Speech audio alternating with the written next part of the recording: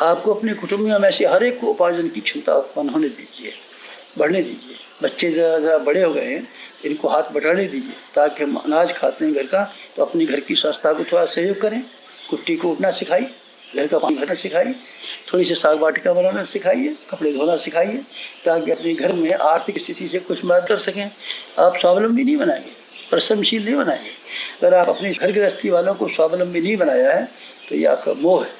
और आप घर वालों की इच्छा, अनावश्यक इच्छाओं को पूरा करने के लिए जेवर खरीदने से लेकर सिनेमा दिखाने तक वो चीज़ें जो उनके लिए आवश्यक नहीं है, जो उनके जीवन को विकसित करने के लिए कोई ज़रूरी नहीं है, केवल उनके मनोरंजन के लिए, और जो उनकी हविष्य और बुरी आदतें हैं इनको पूरा करने के लिए जो मांगते हैं आप उसको पूरा करते हैं तो ये मोह हो जाता है। और संस्कारवान बनाइए, सभ्य बनाइए, शिक्षित बनाइए, स्वावलंबी बनाइए। और ये 3 काम करने के लिए आप जितनी मेहनत करते हैं ये हम समझते हैं आप अपने कुटुंब के कर्तव्य पालन कर रहे हैं। और कुटुंबियों के हविष्य, कुटुंबियों की इच्छा और कुटुंबियों के दबाव पूरा करने के लिए आप इसलिए पूरा करते हैं कि कुटुंबी आपसे प्रसन्न रहेंगे, और प्रसन्न रह करके बच्चे आपकी आज्ञा मानेंगे, औरत आपको काम वासना के लिए मदद करेगी। इसलिए आपको पसंद करना चाहिए तो आप गलती करते हैं। किसी को मत पसंद कीजिए, अपनी आत्मा को पसंद कीजिए और अपने परमात्मा को पसंद कीजिए। दूसरे के अलावा इस संसार में आप जितना ही लोगों को पसंद करने की कोशिश करेंगे उतनी ही आप हैरान होंगे और उतनी ही आप खाली हाथ हो जाएंगे। इसलिए लोभ और मोह के 2 बंधन, लालच मत कीजिए।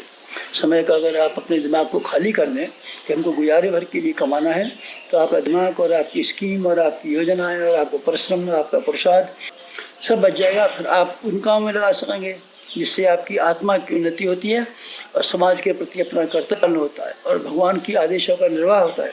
इससे कम में बनेगा ही नहीं। आपका लालच चाहे पूरा होता हो चाहे ना होता हो। ये तो मैं नहीं कहता कि आप संपन्न हो गए हैं कि नहीं हो गए, पर आपको लालची मुझे मालूम पड़ते हैं। संपन्न कहाँ से हो जाएंगे? अकल तो है नहीं, योग्यता है नहीं, विद्या है नहीं, पुरुषार्थ है नहीं, परिश्रम है नहीं, चांस है नहीं, पूंजी है नहीं, तो कैसे विद्या रहेंगे? आप तो गरीब ही रहने वाले थे और गरीब ही रहने वाले हैं। क्यों?